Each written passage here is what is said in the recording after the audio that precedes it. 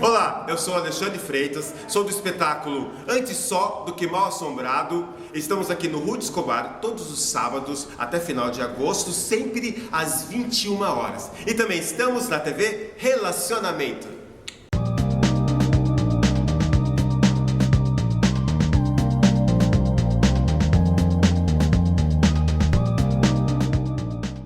Olá, internautas, iniciamos mais um programa Você é Top. Hoje o programa está maravilhoso, porque nós temos aqui uma pessoa que tem assim uma vida exemplar e digna de admiração e respeito. Professor Gílio Takahashi, né? Muito obrigado. Tive a honra de lecionar na Faculdade Ibero-Americana junto com você, tá? Prazer foi Perfeito. todo meu. Grande professor mais para baixo, você que era o em cima, né? Não, que é isso. Foi um grande privilégio. Perfeito. Conta um pouquinho para os nossos internautas onde você nasceu, né? E um pouquinho da sua trajetória profissional.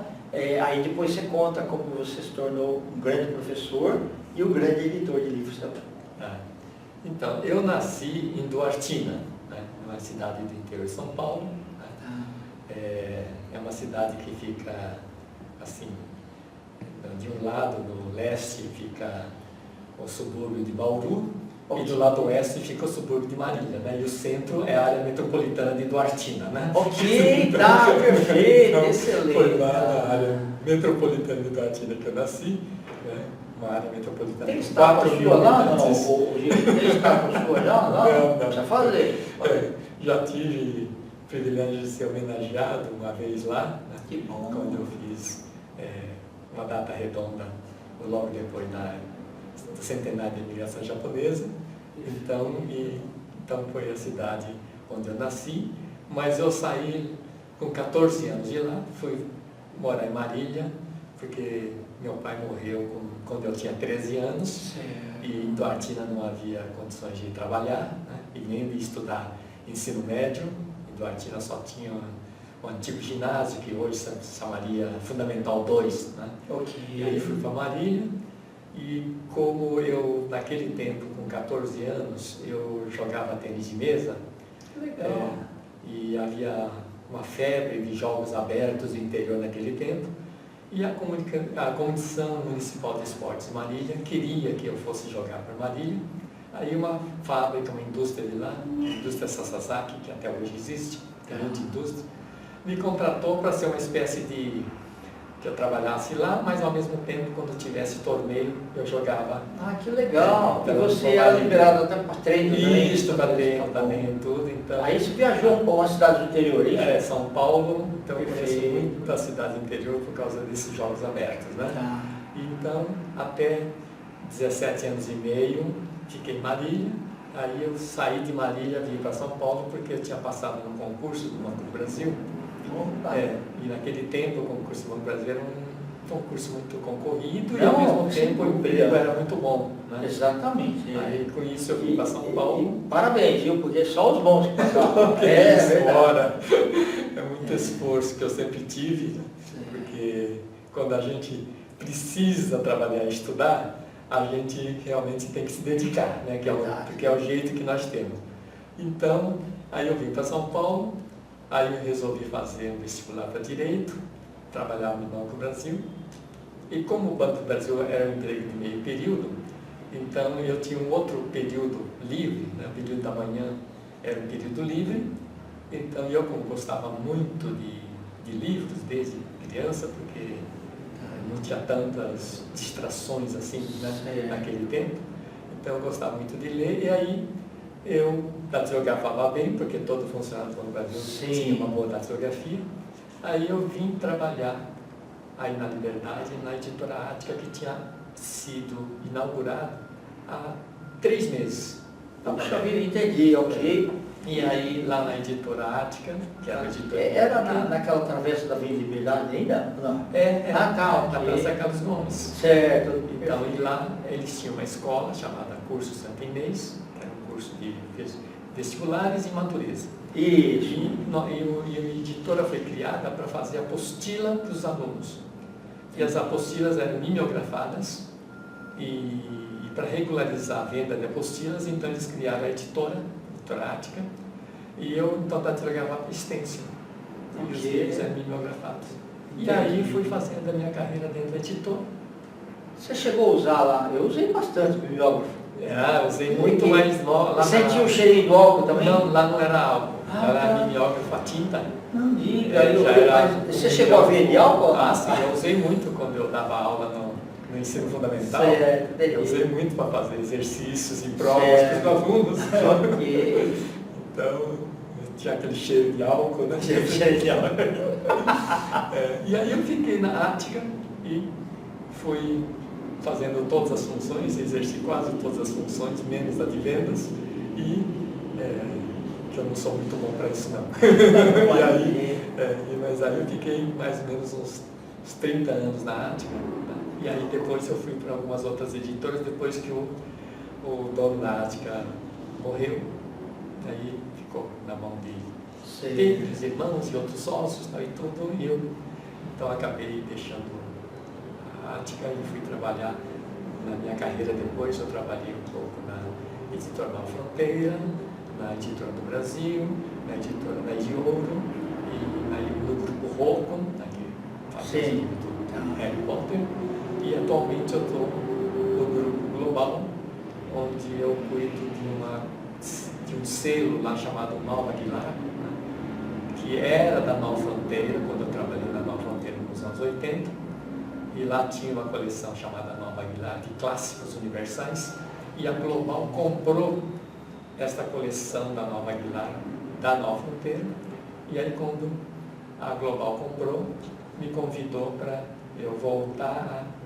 trabalhar com esses livros que eu já tinha trabalhado há 30 e tantos anos atrás. Bom, ô Giro, mesmo agora, assim, que o pessoal fala, não, que é tudo digital, tudo, é mais gostoso ler livro físico, né? O livro físico é muito mais interessante tudo, mas eu tenho que confessar que hoje eu também caí no livro digital, né?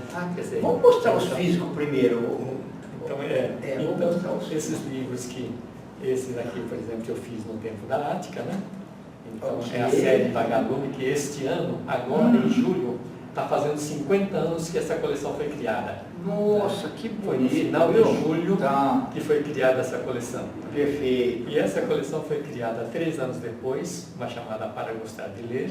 Também foi um grande sucesso. Esse foi 2 volumes só? Teve mais? Não, foram mais de 40 volumes. Interessante. E Série Vagalume foram mais de 100 volumes. Ok, Até 2008, mais ou menos, a Vagalume continuou. Olha, excelentes autores, viu? Carlos Drummond de Andrade, né?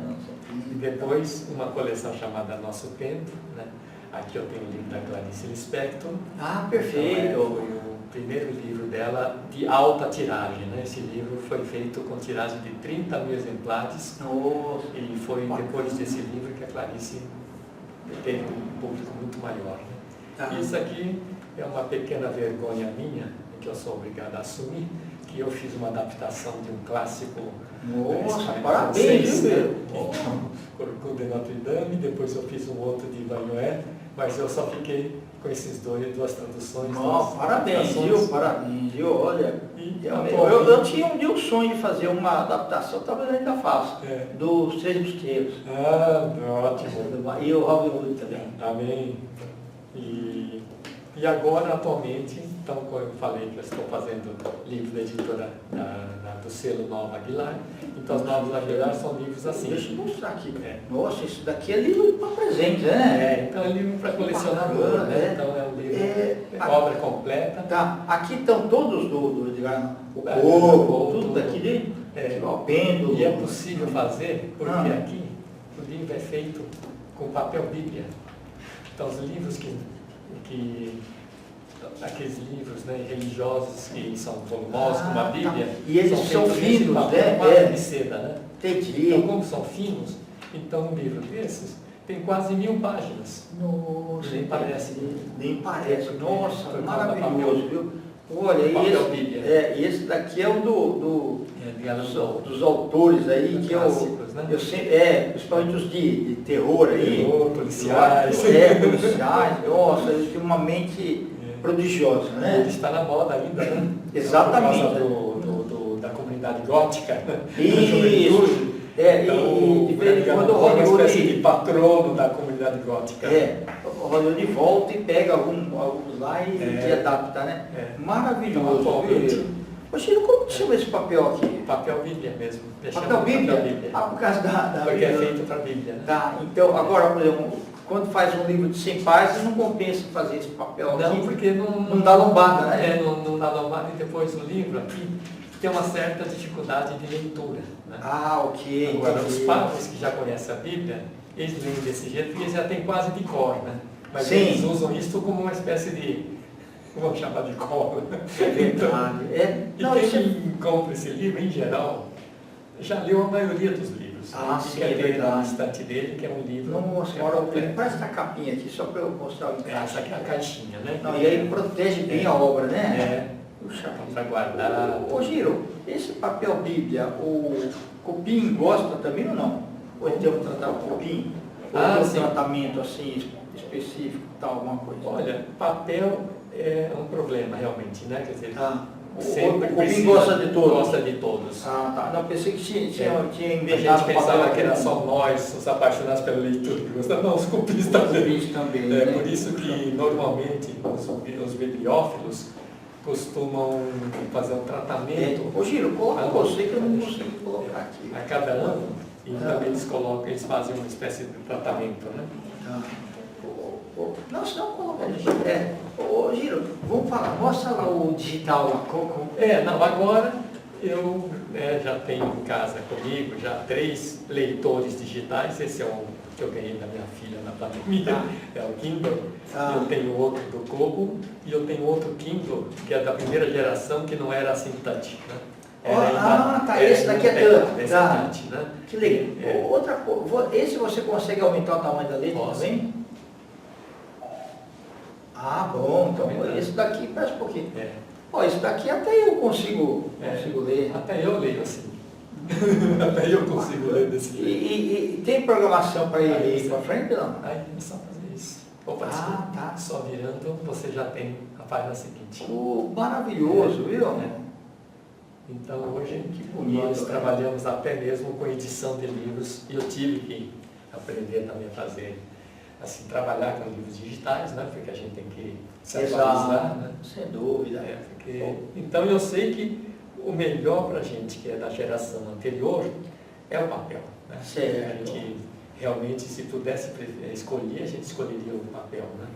Mas A gente eu tem que se adaptar com a tecnologia. adaptar principalmente ao problema do preço. Né? É verdade. Como é mais barato, Tá certo. E também o livro tem um problema do espaço físico, né? também. Eu cheguei a ter na minha maior quantidade de livros, e não foram todos os livros que eu comprei, mas como eu trabalho há mais de 50 anos em livros, e todo livro que eu editava, eu tinha um livro comigo para eu poder depois acompanhar tudo. Então, com tudo isso, eu cheguei a ter em casa 18 mil livros. Né? Então, 18 mil livros você não tem condições de É comprar um verdade. apartamento. Não, e até de localizar, né? Você não encontra mais, né? Então realmente o livro de papel é muito mais agradável, mas tem seus problemas também. Verdade. Ô Giro, e a sua opção por fazer direito, como é que aconteceu? Olha, naquele tempo, né, há muito tempo atrás, Bom, nos não anos existiam 60, todas as mais de 500 profissões Exato, que existem hoje. Então, Eu acho que naquela época, a década de 70, começo da década de 70, eram 27 profissões regulamentadas. Isso você sabe melhor. Para mim, era até menos, porque nos anos 60, quando eu fui fazer o vestibular para Direito, eu só tinha como opções licenciatura, né, Faculdade de Filosofia, Ciências e Letras, ou eu tinha Direito, ou eu tinha Ciências Econômicas, ou Engenharia, ou Medicina. Né? É verdade. E, então, Medicina é tempo integral, Engenharia é tempo integral. Eu tinha que trabalhar, eu não me via como professor naquele tempo, eu achava que não seria para isso, talvez até hoje ainda eu pense assim. Mas aí eu acabei fazendo Direito porque eu já tinha um tio que tinha estudado aqui, né? Aí me estimulou um pouco, ou meio que me desafiou a isso, então eu acabei fazendo.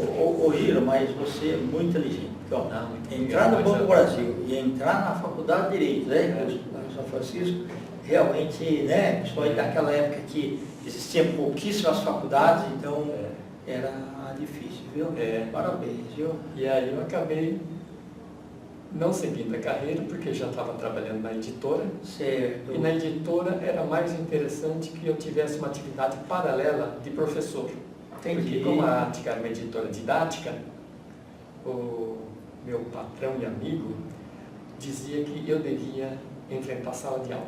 Porque se eu não desse aula, eu não saberia quanto que um livro didático era funcional, gostoso, agradável, sério, bom, né? Ô Giro, primeira vez que você entrou em sala de aula como professor, deu frio na barriga? Muito.